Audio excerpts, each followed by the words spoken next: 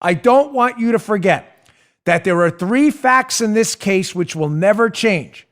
It doesn't matter what happens with Bolton. It doesn't matter what happens with other fake whistleblowers. There are 3 facts that are unmovable. I said them yesterday, and I'll say them again today because it is your ammunition going forward to argue against these anti-Trump lunatics who keep making stuff up. No, this guy, we got a new whistleblower, It doesn't matter. 3 facts. Number 1, the Ukrainian aid that they're alleging was upheld and slowed down to Ukraine because Trump wanted investigations of the Bidens was delivered before the deadline. The deadline was September 30th. The aid was delivered on September 12th. We do facts here. I'm not suggesting that there are various speculations as to the motives as to why the Trump administration delayed the aid. Fair enough. That's fine. You can speculate all you want. Thought crimes are not crimes. You may not like it. You may think it's sleazy. Maybe the Trump administration delayed aid because they really were concerned about corruption and the Biden thing. You may think that. I don't. I know Trump has made a big deal about foreign aid to many countries. I don't believe that. I believe he was concerned about Biden and Ukraine. Obviously, we've read the transcripts of the call. But having said that, the fact that President Trump, even if you believe that, thought about delaying aid because he was concerned about corruption with the Bidens. Even if you believe that, the aid was still delivered and thought crimes are not a crime. Point number 1, aid delivered before the deadline, indisputable, immovable fact, not movable. Thought crimes are not crimes. And they're certainly not high crimes, misdemeanors, treason, or bribery, worthy of impeachment.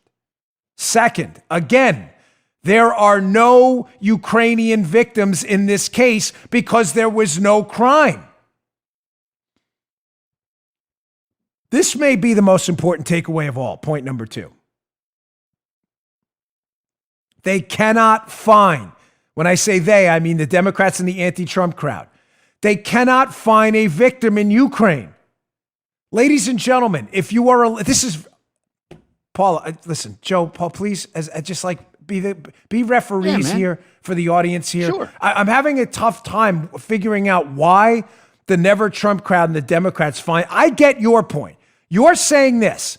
I understand your point that President Trump had a political interest in hurting Biden and figuring out what they were doing over there, and he may have leveraged aid. I get what you're saying. I disagree, but I understand what you're trying to say. Why is this point hard to understand? If President Trump was trying to exert pressure on Ukrainians, give us information on the Bidens or we're not going to give you the aid. How, serious question here, I'm asking you to open your eyes for a minute. How could he pressure Ukrainians if the Ukrainians didn't know they were being pressured? It's hard to do. Joe, I'm going to ask the audience, driving in your car, Seriously. watching, please take a second to ponder that. Again, I understand the point you're trying to make. Fair, we can disagree and have an adult conversation about it. I'm asking you, as an adult, to answer a simple question. If the Ukrainians, no one has come forward and admitted they felt pressure. Matter of fact, they've said the exact opposite. The Minister of Foreign Affairs, the Ukrainian president. How is there a pressure campaign nobody knew about? Now, I know what your comeback's going to be. Your comeback's going to be, well, they're just lying. Ladies and gentlemen, I'm sorry, you're impeaching the president. You got to find a victim. You could say that about anything. I mean, I'll even double down again. I know what the left will say. Well, they're lying because they're intimidated and they're afraid of Trump. And nobody's leaked this. Nobody in the Ukrainian government. We know they hate Trump. They've written op-eds against them, a lot of Ukrainians.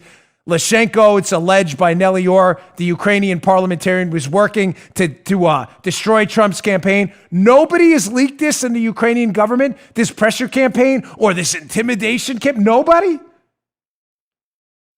Are you ever going to produce evidence that there's a victim here?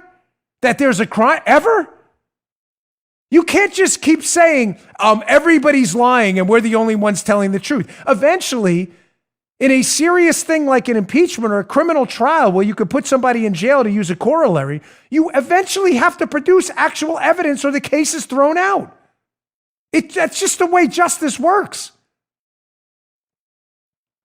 Finally, immutable fact number 3. Aid delivered, no victims, no crime. Point number 3, the Democrats' corruption and the Biden potential corruption in Ukraine is very real. I'm not going to show the art. You already know the Democrats' involvement in the Ukrainian involvement in the 2016 election with the Democrats is already well documented. The work with Alexandra Chalupa at the DNC, she's soliciting information from Ukrainians writing op-eds to impact the election, Ukrainian parliamentarians allegedly feeding information to Fusion GPS. None of this is mysterious. Trump has every right, through appropriate channels, to find out if a foreign government was colluding with the Democrats. I thought the Democrats cared about that stuff. Apparently not.